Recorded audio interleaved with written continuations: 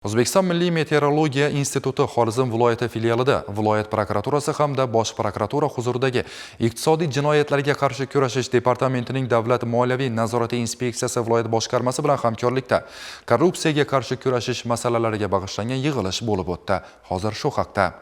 Tadbirdan ko'zlangan asosiy maqsad tizimda faoliyat yuritayotgan xodimlar va rahbarlarning korrupsiyaga qarshi kurashdagi dolzarb masalalar yuzasidan ochiq muloqot o'tkazish va ularning huquqiy savodxonligini oshirishdan iborat. Yig'ilish davomida davlat boshqaruvida ochiqlik va shaffoflikni ta'minlash, komplans nazorat tizimi, manfaatlar to'qnashuvining oldini olishga qaratilgan mexanizmlar, shuningdek davlat idoralarida ichki nazorat tizimini yanada takomillashtirish masalalari atroflicha muhokama qilindi.